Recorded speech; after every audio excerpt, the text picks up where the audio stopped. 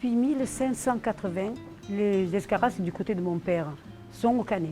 Depuis 1580. Le village, ça n'existait pas là. C'est qu'en 1903 qu'il y a eu la descente du Vieux Canet. Il n'y avait rien ici. Donc tout le monde, toutes nos générations, ils habitaient au Vieux Canet. C'était des bosquets en descendant là. L'avenue de Verdun, il y avait des chênes, il y avait dans cette portion-là. Il n'y avait pas tout ce monde, c'était pas tant construit, il n'y avait pas d'HLM, il n'y avait rien, c'était que le cœur du village qui était là. Le Canet des Morts qui existe aujourd'hui, c'est un village à l'habitat aéré, avec des grandes rues, etc. Ce n'est pas le village provençal avec les vieilles ruelles. Ça ne s'est pas toujours appelé le Canet des Morts d'ailleurs. C'était le Canet de Luc autrefois. C'est un des plus anciens villages de la Basse-Provence. Il n'est descendu dans la plaine que près de la gare en 1904. Quoi. C'était le village où il y avait quand même ce qu'il nous fallait, mais sans plus. Hein. C'était tout simple, voilà. Il y a des commerces qui montaient en haut. Il y avait le boucher. Il y avait même une dame poissonnière qui venait de Toulon avec 2 chevaux camionnettes. Le pain, c'était le gars du bistrot qui faisait un petit peu épicerie et il venait, je crois, 2 fois par semaine, se ravitailler ici au Canet pour monter l'approvisionnement des gens. Au Vieux Canet, on se réunissait tous, on allait d'une maison se chercher et après on descendait à l'école ici à pied. Et après, on remontait le soir. Et quand c'était le moment des asperges, on ramassait des paquets d'asperges comme ça.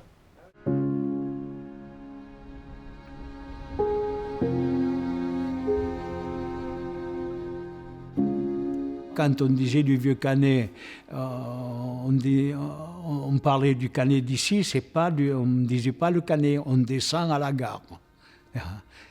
Voilà. Où c'est que tu vas? Ben, je descends à la gare. Voilà, c'était la gare, c'était pas le Canet. Le Canet, c'était en haut. Quand le chemin de fer est arrivé, ben, si vous voulez, au niveau État, gouvernement, région, enfin, département, quoi, ils ont dit, ben, dorénavant, le village, il va venir s'installer là où il y a la gare. C'est ce qui a fait la gare que le village est descendu du Vieux Canet à la plaine. On a descendu les cloches du Vieux Canet. On les a descendues ici. Vous avez baptisé les cloches qui étaient descendues du Vieux Canet dans le village. Près de la gare, il commençait à y avoir des commerces, et puis les voies de communication passaient dans la plaine, et non pas là-haut. Donc il y a eu une lutte, une bataille. Parfois on a parlé de la bataille de la plaine contre la montagne. La montagne étant le Vieux Canet. Certains voulaient descendre, d'autres voulaient rester. Mais peu à peu, le village a périclité. Et bon, les maisons ont vieilli, et pas mal de gens sont descendus près de la gare. Ça, c'est le bar tabac de la gare. Toi. Et là, c'est la maison où il y a le passage à niveau. Là. À la place de la presse, là, le petit magasin, il y avait la pharmacie, la Paire. Là, à la place de la médiathèque, il y avait une menuiserie, Fenouille, c'était une grande menuiserie. Il y avait une boulangerie, une épicerie, il y avait un garage et un bar. C'était un quartier qui s'appelait La Forge. Tous les dimanches, ils faisaient des concours de boulot. C'était les gens de la base qui venaient un peu s'amuser le dimanche et faire un peu la fête. Il y avait un chevreau pour les prix. Ils coupaient le chevreau en 2, ils partageaient. C'était une animation du dimanche aussi. Il y avait un ferronnier, M. Rovera, qui ferrait les chevaux en même temps. Hein. C'était encore l'époque où on portait le cheval ferré. Il est né, mon papa, dans la maison où il y a actuellement le restaurant qui s'appelle La Fourchette Gourmande, qui à l'époque était, mon grand-père était maréchal ferrant.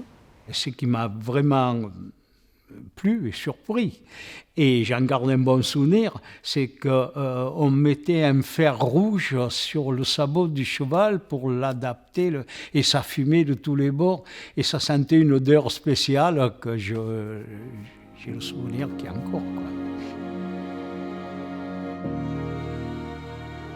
J'ai travaillé avec mes parents qui avaient un bar-restaurant, là, qui est celui-ci, qui est au Canet, qui s'appelait le Terminus, ici.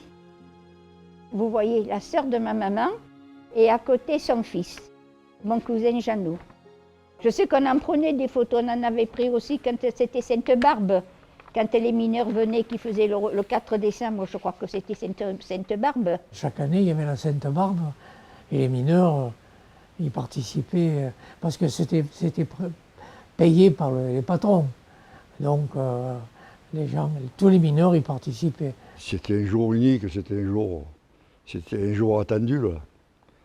Parce qu'à l'époque, le mineur moyen, hein, il buvait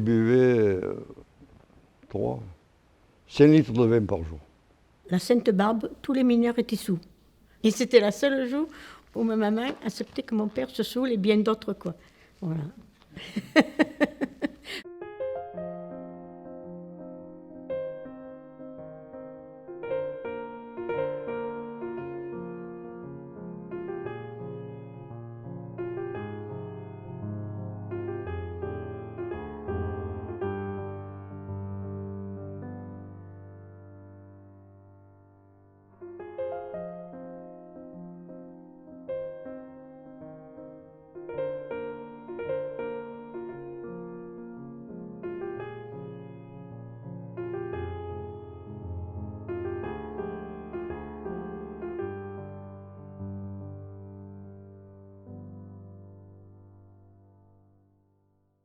Sur des anciennes photos, il y avait encore le passage à niveau, la voie ferrée était coupée, il n'y avait pas le pont, le petit pont du chemin de fer où on passe dessous, c'était le village qui était coupé par le passage à niveau. À l'époque, il y avait encore le train à vapeur. La gare du Canet servait à évacuer le minerai de la bauxite qui venait du puits de Vieux-Canet, qui chargeait et qu'on amenait vers Gardanne là-bas pour transformer la bauxite en aluminium, quoi. Ce que je me rappelle, c'est que la bauxite, elle arrivait en haut au Canet et elle descendait par des wagonnets jusqu'à la gare, là, devant la coopérative. Il y avait une draisine qui traversait dans les collines là-haut. Alors ça, pour moi, c'était magique. Je voyais ce petit train dans les montagnes là-bas. Ça redescendait par les wagonnets, par les petits wagons, et il le déposait à la gare dans les wagons. Ces wagonnets faisaient le va-et-vient sans arrêt toute la journée, parce qu'il y avait des montagnes, même le long de la route, il y avait des minerais là. Et il y a des endroits qui passent pas très, très haut, et on trouvait le moyen de s'accrocher à les wagonnets vides qui remontaient pour se faire un peu charrier par les wagonnets. Si vous montez au Vieux-Canet, vous voyez comme une maison, bien au fond, il y a un truc comme ça avec un rond. Ça, les wagonnets sortaient de là. Ils passaient sur la route du Toronnet, qui monte au Vieux-Canet, et ils arrivaient là, à la gare. Il y avait la bascule, ils les pesaient. Ça tombait en dessous, près du pont. De chaque côté, il y avait des quais, ils vidaient là, et ça allait dans les wagons. Il y avait des wagons, et ils remplissaient les wagons. Après, ils ont supprimé le téléphérique, ça a été fait par camion. Les camions chargés à la mine, ils venaient vider là.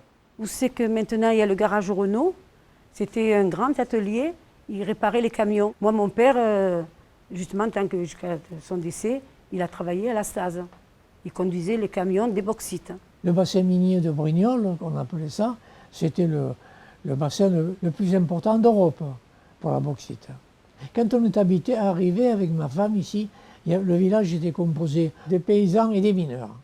Il y avait une différence de salaire presque du double, du simple double, avec un employé agricole. L'exploitation minière, elle a duré au moins 2 siècles, et ça en a fait travailler du monde. Hein. Et ça permettait à beaucoup de familles de subvenir à leurs moyens, quoi. Mon père était ouvrier agricole, et après la mine à Moulin de bauxite, elle a ouverte, et les 3/4 des Canetois sont montés là-haut, mineurs, de fond. Il n'y avait que très peu de familles de mineurs et de nationalité, une grande partie italienne. Il y en a beaucoup comme mes parents qui sont venus à l'époque, parce que là-bas, en Italie, c'était un peu le fascisme, hein, et mon père, ils étaient d'une famille de 6, c'était l'aîné. Il est venu ici travailler pour donner un peu de sous là-bas, parce qu'ils n'avaient pas trop à manger, tout ça. Il est arrivé en 36-37, je crois. Il a travaillé comme bûcheron pendant 2 ans et après il est rentré à la mine Pichinet. Il a fait 25 ans de fond. Les Mangini, ça a été une époque où le père il disait à ses enfants, quand il ne travaillait pas le dimanche, d'aller à la mine et d'aller nettoyer les galeries. Bénévolement, gratuitement, parce que c'était une passion de travailler à la mine.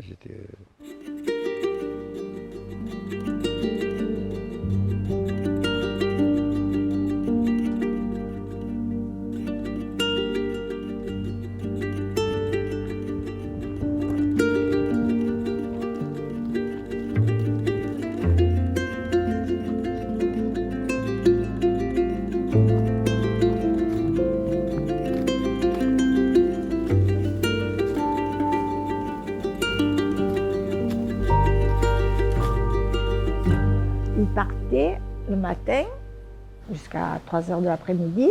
Après, il y avait jusqu'à 10 heures du soir, puis après, il y avait la nuit. Hein. C'était 3-8 heures qu'on appelait. Ouais, 3-8. C'était l'horloge du village. Parce qu'il partait d'en haut et il descendait jusqu'à la voie ferrée, quoi. Tous les mineurs, ils y allaient ou en bicyclette ou à pied. Qu'ils soient du Luc, qu'ils soient un peu à pied, carrément à pied. Ils avaient toujours un genre de serpette pour nettoyer le chemin, il était bien entretenu. Hein. Je le vois, il est encore, mais maintenant, il y a trop de végétation, on ne voit plus. Ils partaient le matin, propre, blanc. Ils arrivaient le soir tout rouge.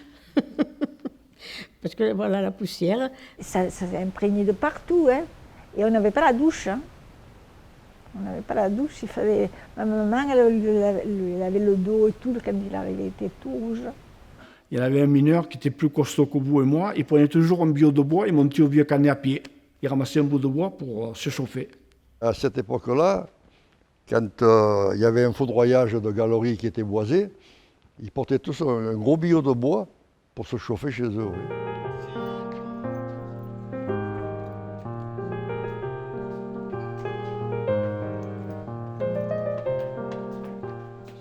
Vous voyez ces wagons? Ouais. Le minerai de la mine descendait avec des camions qui n'avaient pas de benne. Et des ouvriers, ils transitaient la matière du camion dans le wagon, manuellement. Les conditions de travail de la mine étaient très difficiles. Hein.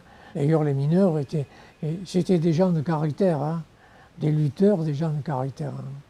Mon voisin était mon ami et il était contremaître à la mine. Il m'a permis de descendre à la mine du Rocou. J'avais l'impression de revivre un peu Zola. On descendait avec le chose, voilà, la cage, ils appelaient ça. C'est impressionnant parce qu'il y a des galeries qui partaient de partout, voilà. On n'avait pas d'éclairage, nous, c'était mon père qui l'avait, voilà. Hein. Ils avaient une lampe à carbure, alors c'est un truc en fer, et dessous, il y a le carbure, il y a de l'eau qui tombe, et ça s'allume. Et chaque foyer, il y en avait une. Parce que souvent, il manquait d'électricité. Alors, on a les bougies, les lampes à carburant. Selon où vous vous trouviez dans la mine, par rapport à l'explosion, au souffle de l'explosion, ça éteignit les lampes. D'un seul coup, l'obscurité totale. Alors vous avez l'impression que tout est grand comme ça. Hein. Vous faites 2 mètres, bon. Oh putain, le premier cadre, c'est le bon. J'ai vu une galerie à ce moment-là, c'était quelque chose. Hein. C'était des galeries, comment vous dire, il fallait presque se tenir courbé hein, pour rentrer dedans. Alors vous vous trouvez à 200 mètres de profondeur, il y a un gars dans une galerie qui fait exploser ses tirs de mine, il crève dans une nappe d'eau importante, vous êtes fait comme des rats. C'est arrivé plusieurs fois. Hein. Avant de partir, les mineurs faisaient des trous et mettaient les mines. L'équipe suivante n'avait pas de poussière, rien, elle pouvait travailler. Et mon père et M. Pellegrino de Luc sont arrivés le matin. Ils ont mis l'électricité. Il manque de peau. Ça leur a tout sauté dessus. Voilà. On a eu 6 orphelins. Il y a des générations qui n'ont pas pris la retraite. Avec des accidents mortels, avec des silicoses, avec la la maladie des poumons. Moi, j'en ai vu tomber comme des feuilles mortes, là, chargées sur des wagons, ici et là. Bon.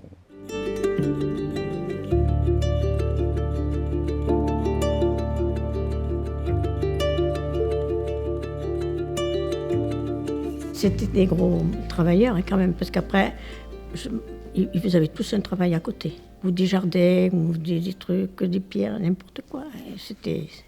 On était tous des familles nombreuses, il n'y avait pas la pilule. Le village, il s'éclairait à 5 h du matin, tout le village s'éclairait. Hein. Tac, tac, tac, tac, à 2 minutes près, tout le monde allait au boulot. Tout le monde avait des poules, un jardin, se nourrissait un peu par la chasse aussi, des lapins. C'était compliqué, compliqué. J'espère, je souhaite à tous ces jeunes de ne pas connaître cette époque, qui peut revenir hein, un coup ou l'autre.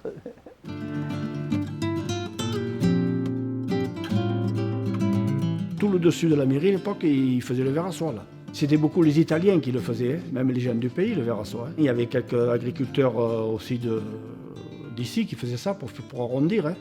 Beaucoup de gens venaient travailler, même les Italiennes venaient travailler dans les bâtiments annexes de la mairie. La sériciculture a été un centre important au Canet des Morts. Le bâtiment de la mairie même, c'était leur maison, leur habitation. Et la magnanerie, c'était sur les côtés, là-bas, il y avait des petites maisons où il y a aujourd'hui la salle de la magnanerie. Et donc, ma grand-mère paternelle avait travaillé donc, au verre à soie. Ils vidaient une chambre, ils mettaient des canisses et puis le verre à soie là-dessus. On gardait les œufs, et puis quand on voyait les bourgeons des mûriers, on les sortait au chaud, et les petits verres sortaient. Le verre, il grossissait, puis d'un coup, il ne bougeait plus, on lui mettait des trucs de fougère. Le verre, il montait, et puis il faisait le cocon, tout le fil. Et pour pas qu'il sorte, il les ébouillantait. Après, il partait en train à Lyon.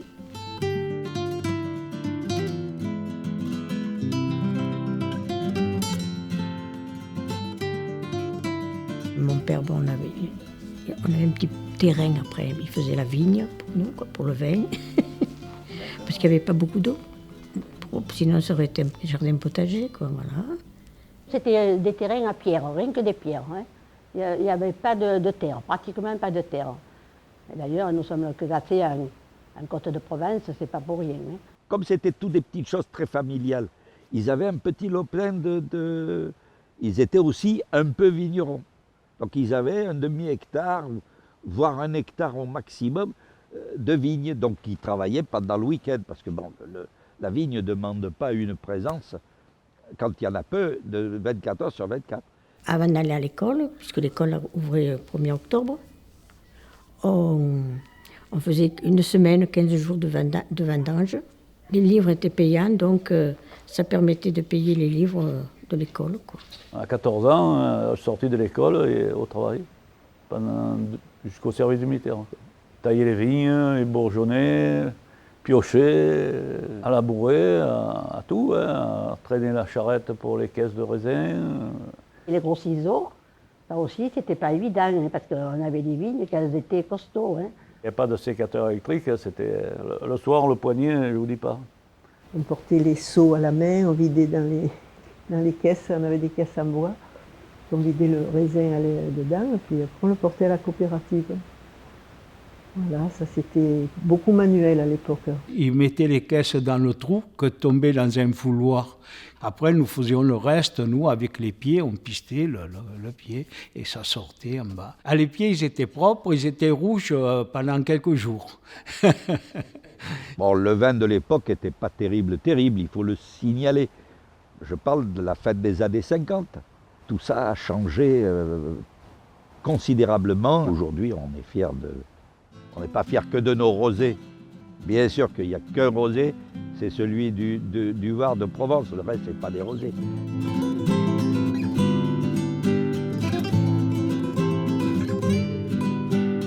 Il y a eu à un moment donné 2 moulins au Canet.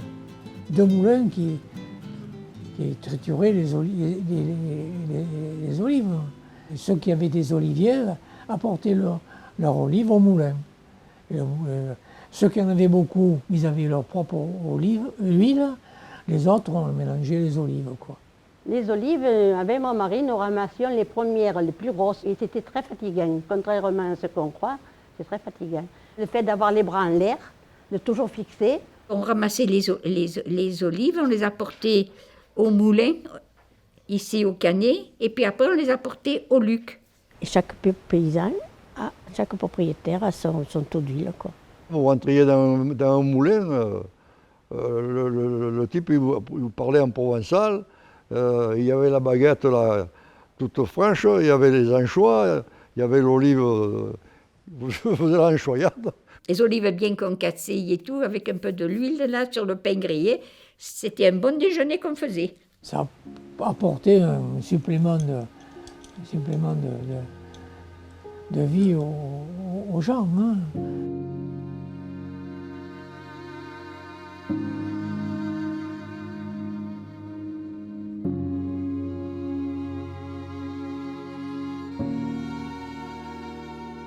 Au Vieux Canet, il n'y avait pas d'eau. Il n'y avait plus que des citernes. Hein. Et les gens allaient chercher de l'eau à la citerne. Il y avait un camion citerne qui montait l'eau. Mais il ne fallait pas en prendre beaucoup au début. Il ne montait pas souvent. Ils récupéraient beaucoup l'eau de pluie avant. Pas pour boire, mais pour arroser, pour donner aux bêtes. Moi, ma grand-mère, elle avait une citerne à l'intérieur de la maison. Ça leur servait de frigo. Parce que, vous savez, ils descendaient avec le seau, ils mettaient le beurre ou n'importe, de la viande, ça se conservait bien. Il fallait aller pomper avec un seau pour récupérer de l'eau, le ramener à la cuisine. Pas de douche, évidemment. Hein. C'était le puits. Alors, il fallait tirer l'eau à la chaîne avec le seau en alu. Et après, ma mère faisait bouillir de l'eau, il se lavait comme ça, il se douchait. Et après, avec les casseroles, on s'arrosait un peu comme ça. C'était les douches. Ici, il y avait le lavoir où il y a un gros robinet. Là. C'était couvert et les personnes venaient avec leurs bassines, venaient laver les draps, laver. Hein. Quand on allait laver les minorés au lavoir, il fallait toujours qu'on se mette au fond. Parce que si tu te mettais au début, tu as vu les lavoirs, il y a l'eau qui coule, tout ça, ben, on salissait l'eau. Madame Mangini, je me souviens, on avait beau frotter les habits, etc., ils étaient toujours un peu roses à cause de la bauxite. Lorsqu'il y avait un grand lavage en fin de semaine, nous descendions aux moulières, ce qu'on appelle les moulières, c'est en dessous du Vieux Canet, il y avait un bassin pour laver le linge communal. Après, il fallait repousser la poussette du linge propre et mouillé jusqu'au Vieux Canet. Ça faisait quand même 2 kilomètres quand même, hein, ça faisait. Quand on a eu la première eau à la pile, ça a été un bonheur déjà. Hein. Puis la douche, évidemment, après. D'avoir un robinet, d'avoir l'eau courante, tout ça. Hein. Pour nous, c'était le bonheur. Hein. L'eau, on était bien. Hein. Nous, au Codoul, on n'avait pas d'électricité. On s'éclairait avec comment ça s'appelait, le carburant qu'on appelait. Tout le monde avait des cheminées, des cuisinières. On avait des grands poêles. On mettait la sciure, le tuyau au milieu. Voilà. C'était les maisons d'avant. Petite cuisine, petite fenêtre pour pas que l'été, comme l'hiver, il faisait un peu froid, mais l'été, il faisait bon. Les murs de 60, d'ailleurs, c'est toujours la même maison, là. Hein. Ça n'a pas changé. Hein. Le soir, lorsqu'on allait se coucher, l'hiver surtout, bien sûr, ma mère faisait bien, mon père mettait le feu un peu à l'avance avec de grosses bûches, puis après, on avait la bassinoire, c'est-à-dire c'était un chauffe-lit, vous voyez, on mettait des braises dedans. Quand on était prêt, qu'on avait fait la toilette et tout, hop, elle passait devant, ma mère, elle allait chauffer le lit dedans vite, et on rentrait dans le lit, et hop, ça couvrait bien. Quand on allait se coucher, s'il faisait froid, mes parents, dans le four, ils mettaient une brique réfractaire avec du papier journal, on se réchauffait les pieds. Il faisait froid dans les pièces après le matin, on ne traînait pas. Hein.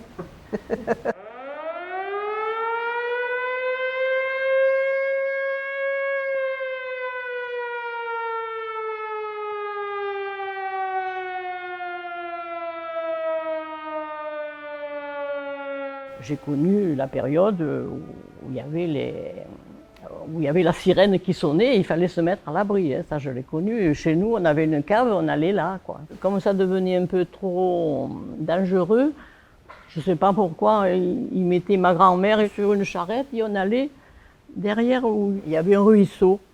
On était là. Ils venaient se cacher dans la rivière derrière nous, chez nous. Dès qu'ils entendaient les avions nous bombarder. Voilà. La gare, elle a été souvent bombardée, hein. Mitraillée, voilà. Ils faisaient pas des bombes, ils mitraillaient la gare. Voilà. Ça oui, là, je m'en rappelle très bien. Hein, Il y a eu des combats. Là-bas, le terrain là-bas, il y avait 7 ou 8 trous de bombes, de gros trous de bombes. Et nous, tous les petits du quartier, on s'amusait dans ces trous de bombes. Mais des trous. Des fois, les petits, il fallait qu'on les aide à sortir. Hein. Là où il y a la première villa qui est là qu'on va démolir bientôt, c'était le quartier général des Allemands. Mon papa et ses parents habitaient dans le bâtiment qui est juste derrière la mairie où il y a actuellement la poste. Il y avait donc mon papa, ses parents et le grand-père de mon papa. Et donc mon papa m'a raconté que un soir, donc, son grand-père était sorti, donc sûrement peut-être pour aller aux toilettes, enfin, je ne sais pas, et qu'il y a un jeune soldat allemand qui a entendu du bruit derrière. Et il s'est passé que le soldat allemand a tiré sur mon grand-père et l'a tué. J'ai retrouvé dans quelques papiers de mon papa quand je fais des classements, donc j'ai retrouvé cette fameuse lettre faite par l'armée allemande qui disait qu'il s'excusait malheureusement de cet incident, enfin, et qu'il serait il serait là, il lui rendrait les honneurs dans le village. Et je sais que la famille de mon papa, donc ses parents, ont catégoriquement refusé. Ils ont dit il n'est pas question que les Allemands l'accompagnent. Ils l'ont tué, c'est déjà bien assez. Et apparemment, le jeune soldat avait 16 ou 17 ans et il aurait été envoyé, je crois, au front russe, quoi, comme punition, quoi. Bon. Ma tante avait été réquisitionnée parce que la chambre de ses enfants avait été pour les Allemands, qui étaient très gentils d'ailleurs. Ils disaient, moi j'aime pas la guerre, mais je suis obligée de la faire. Ça, je me rappelle très bien, il s'appelait Otto même.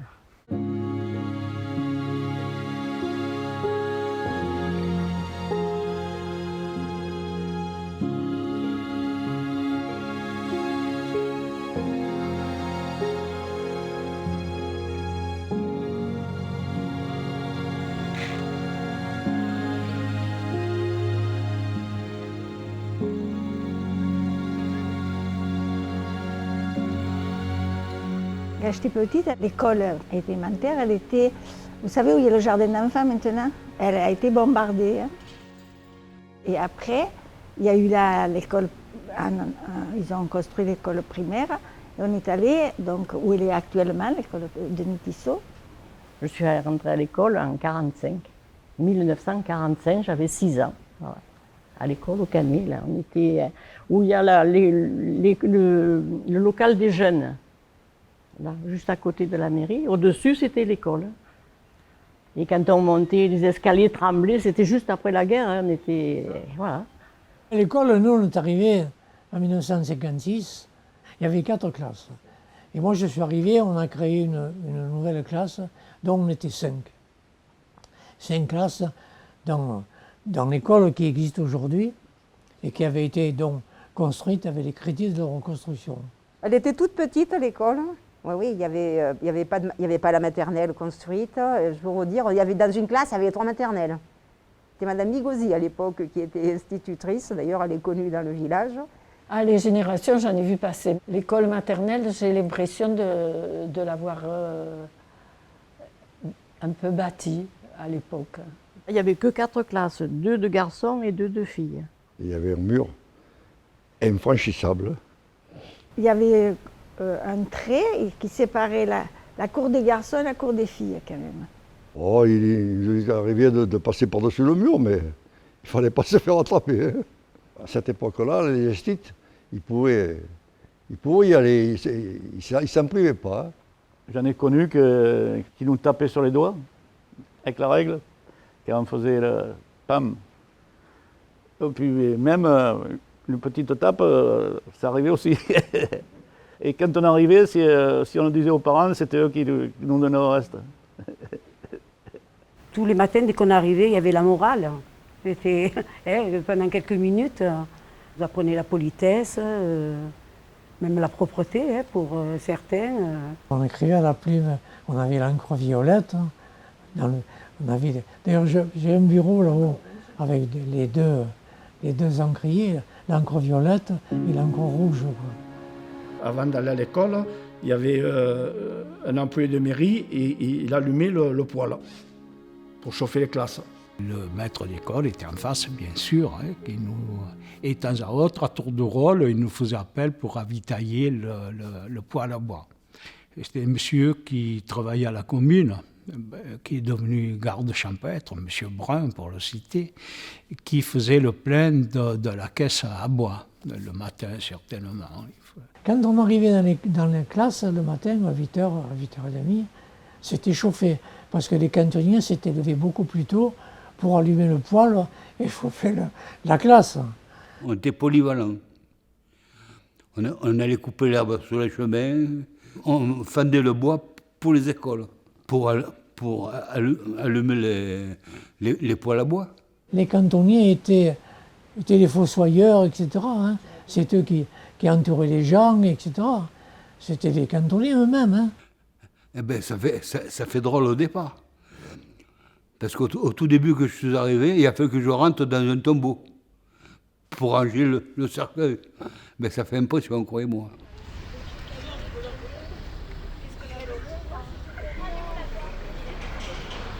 Ça, c'était la première école qui habite là. Et après, il passait un grand onduloir. Et c'était à l'intérieur. Quand ils allaient dans les classes, ils étaient les garçons et les filles séparés. Mais pour la photo de classe, ils faisaient pourquoi, à votre avis, ils faisaient ensemble tous? Pour donner une belle image. Vous croyez que les photos c'était cher ou pas cher? C'est très cher. Ouais. Et vous vous rappelez qui faisait les habits de ces gens? La couturière. Les couturières ou les mamans? Les mamans. Souvent.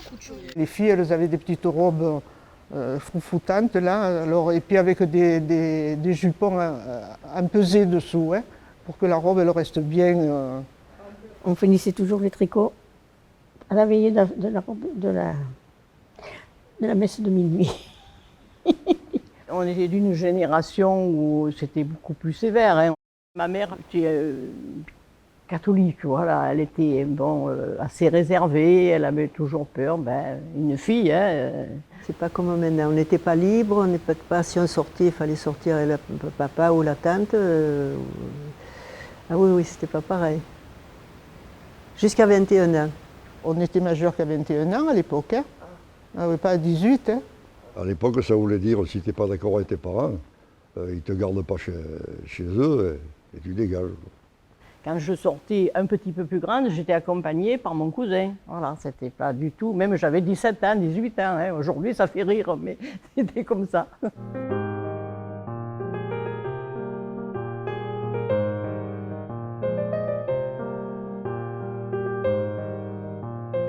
On était toujours dehors, parce qu'on n'avait pas des jeux, l'informatique, tout ça, ça n'existait pas. Puis on n'avait presque pas de jeux, de jouets.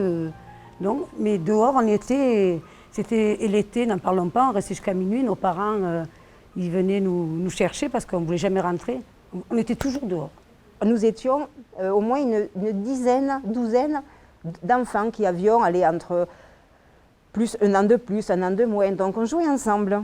Et à l'époque, il n'y avait pas beaucoup de voitures qui passaient. Donc on jouait au patin en roulette, on faisait du vélo, et on avait des petites trottinettes, à l'époque avec la petite pédale. On avait un vélo pour 3. Voilà, le dimanche, il y avait une amie qui avait un vélo, alors elle venait, alors une elle pédalait, l'autre elle était sur la selle et moi j'étais sur le porte-bagages parce que j'étais la plus maigre. Et on faisait le tour du Canet, voilà, ça c'était tout. Après on avait les osselets aussi, des vrais osselets, de cochon. Le boucher nous gardait les pieds de porc, quoi. Puis nos parents les faisaient bouillir et puis on avait les osselets. Avec mon voisin, Gilbert Camaille et tout ça, on mettait des pièges pour attraper les oiseaux. Ça oui, mais on était à la campagne, on ne savait pas quoi s'amuser. Hein. On joue dehors, mais à telle heure, on rentre. Et à telle heure, le soir, si c'était 5h, 6h, on aurait dit les petits volets de moineaux, là. Hop, chacun rentrait vite à la maison. Après, plus tard, on partait, pour ceux qui connaissent, on allait au Toronnet au Fadon. Voilà. Là, c'était le lieu de baignade. La rivière n'était pas polluée, l'eau était propre, c'était beau. Hein. Les garçons, ici, souvent, ils allaient dans les rivières, dans les trous d'eau, les rivières de la commune. Mais nous, les filles, non. Donc, j'ai jamais appris à nager. Nos générations, il y en a beaucoup qui ne savent pas nager.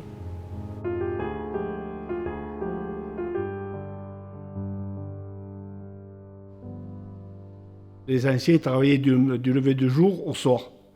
Et ils mangeaient, ils allaient se coucher, il n'y avait pas de télé, il n'y avait rien, il n'y avait pas de téléphone. Personne n'avait de télé, les télés, il y avait, quand j'étais jeune, moi quand j'étais enfant, il devait y avoir 3-4 télés dans le canet. On n'en avait pas à la maison, hein, à ce moment-là. Le soir, on se mettait, chacun prenait une chaise, on se mettait en bas, puisque nous, mes parents ils habitaient l'étage. On était en bas, où il y a le foyer maintenant. Il y avait une maison avec des habitants et on allait regarder la télé là-dedans aussi. Il y avait un monsieur, c'était de les années 60 et quelques, il avait la télé, il mettait sa télé le soir sur le pas de la porte et tout le monde, tous ceux qui habitaient là dans les ailes de la mairie, se mettaient dans la rue et on regardait le soir, on regardait la télé avec ce monsieur. On ne peut pas s'imaginer, les jeunes ne peuvent pas s'imaginer comment on a vécu à cette époque-là, qu'on n'avait rien. Quand on a eu la première télé, quelle révolution, hein. Un écran noir et blanc, évidemment. Hein. Quand on ouvrait la télévision, c'était la présentation. C'était une horloge qui passait avec l'heure. Et alors on savait, ils nous la faisaient passer, mettons, à 1h au moins 10. Et pendant 10 minutes, on voyait l'horloge les aiguilles qui avançaient. Et juste à l'heure, ça disparaissait. Une chaîne, il y avait. Alors si ça ne vous plaisait pas, ben vous alliez vous coucher, vous prenez votre poste radio et ça changeait. On n'avait même pas le téléphone. Même pas le téléphone chez nous, je vous dirais. On s'écrivait, j'écrivais à mon fiancé, il me répondait, on se réécrivait. J'étais cadre à la poste. Quelqu'un qui était loin, qui voulait envoyer un télégramme, par exemple pour un mariage, pour une fête, un anniversaire, la personne venait au guichet, elle remplissait un imprimé, on téléphonait à une centrale téléphonique et on passait le message. Et c'était comme ça. À l'arrivée, on nous disait, voilà, vous avez un télégramme. Alors, on prenait un imprimé et on écrivait tout ce qu'on nous dictait. Et après, on le fermait comme ça, et puis il y avait un porteur qui le portait. Il n'y avait qu'une personne qui avait un téléphone, c'était M. Tissot. Vous voulez bien nous laisser téléphoner pour des urgences. Hein. Et c'était un truc, il fallait remonter comme ça. Et voilà, c'était rustique, mais ça marchait. Si c'était pour quelque chose d'important, hein, on téléphonait, le boucher venait nous chercher, alors on vous demande au téléphone, voilà, c'est tout. On essayait de se voir plus souvent, voilà. On se fréquentait tous, quoi. Je veux dire, il n'y avait pas de mur, alors on allait d'un chez l'autre, on se passait, des fois, vous n'avez pas de ça, on n'avait pas de ça, on allait chez le voisin en chercher, on allait, voilà, c'était une, comment dire, c'était comme une grande famille. À l'époque, avec les copines justement du lotissement ou d'ailleurs, on se préparait, tout, et on allait, on venait à la fête au Canet, le bal et tout, c'était bonne franquette, quoi. La fête du village, là aussi c'était important. À l'époque c'était important, parce que les gens se retrouvaient. On partait dans les bois avec les copines, les copains, où c'était tous les garçons qui allaient couper des bruyères, et on faisait le tour du bal, comme ça. Et puis après il y avait le bal, c'était sympa, il y avait les manèges autour. Il y avait la soupe au pistou, le dernier soir. La soupe au pistou, et puis il fallait se faire inscrire avant, parce que sinon vous n'aviez plus de place. Hein. Le soir, dans la soupe au pistou, les marmites montaient là-haut. Et toute la place du Vieux-Canet était occupée pour la soupe au pistou. Il y a eu jusqu'à 600 personnes sur la place. Hein. Ça durait 4-5 jours la fête à l'époque, je pense. Oui, c'était du samedi au mardi. Ça avait une importance parce qu'il n'y avait rien. Ce qu'on appelle la bonne époque, c'est un peu ça. Là. C'est la belle époque, c'est ça. C'est ça, c'est d'être tous unis, d'être tous... un verre de vin, c'est rien, mais c'est beaucoup.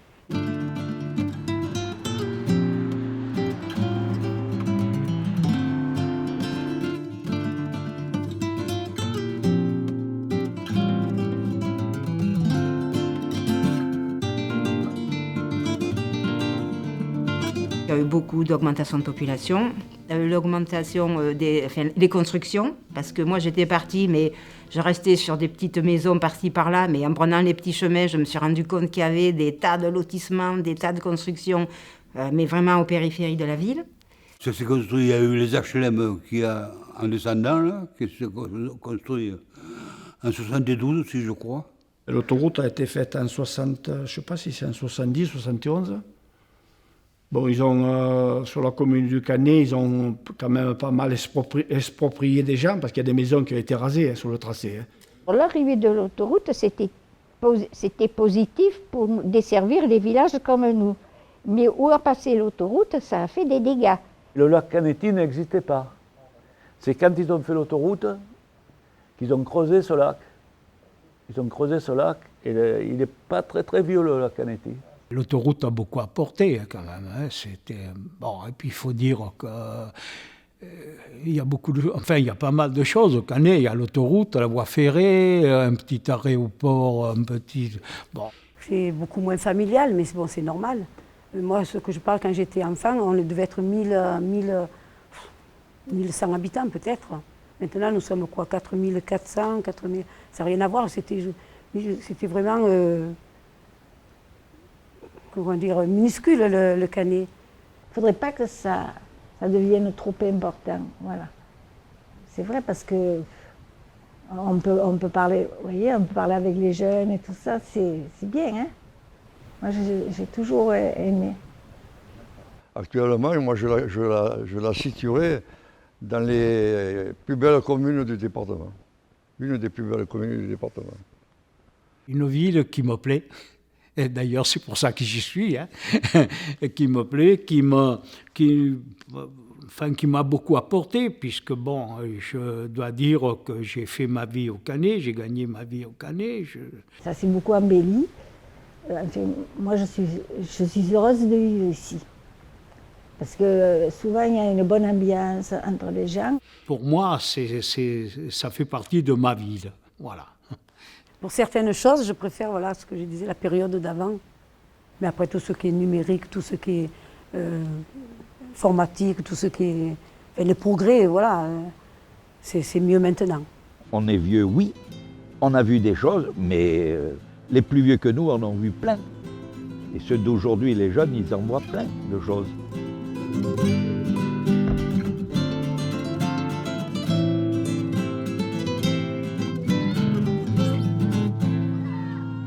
Cette semaine, on a passé une semaine où tous les matins on s'est réunis, même les après-midi, les midis on mange ensemble, les après-midi on sortait. J'ai bien aimé, j'ai découvert des choses, la vie des anciens, j'ai bien aimé. Les histoires des gens, leur vie d'avant, c'était intéressant. J'ai appris comment dans le temps ils vivaient, qu'il y en a qui n'apprenaient pas à nager. Et qui faisait beaucoup de balles, beaucoup de sorties. Moi, je croyais qu'avant, c'était comme ça, mais je savais pas qu'il y avait autant d'évolution. Là, la mairie, il paraît que là, c'était une forêt, je savais pas, moi. Je pensais qu'il y avait toujours ça. J'étais ravie de voir toutes ces vieilles photos, parce que du coup, j'ai vu que, effectivement, où j'habite, c'était les champs, les vignes. Et avant, c'était très petit, qu'il y avait juste quelques maisons et c'est tout, quoi. Et ça, je pouvais pas me l'imaginer. Quand j'ai vu la photo de l'ancienne gare d'avant et que je suis repassée maintenant avec la gare de maintenant, je me suis dit, punaise, en fait, on se rend pas compte la chance qu'on a aujourd'hui. J'ai été très surpris quand ils ont dit qu'ils n'avaient pas de téléphone. C'était pas comme nous, genre, ils avaient pas de jeu, mais vraiment, genre, ils jouaient avec ce qu'ils avaient. Certains m'ont rappelé des histoires... notamment Monsieur Carletti, l'ancien mineur, où ça m'a émue parce que c'est le vécu de mon grand-père. Donc, Quand j'ai entendu le témoignage de Simone, ça m'a beaucoup marqué ce qu'elle m'a dit, ce qu'elle nous a raconté. C'était intéressant. Moi j'ai su un peu plus de choses sur le Canet. Au début je pensais que ça allait être ennuyant, genre ça allait être long. Je savais pas qu'il y avait autant de choses sur le Canet. Si ça se trouve, ils ont d'autres choses à nous dire, d'autres choses à nous faire partager. De base, l'histoire n'est pas ma matière préférée, mais c'était quand même intéressant, plus qu'un cours d'histoire à l'école. J'ai appris beaucoup de choses sur mon village, tout ce que l'on a pu savoir sur la vie d'avant, que je vais pouvoir retransmettre aussi à mes enfants.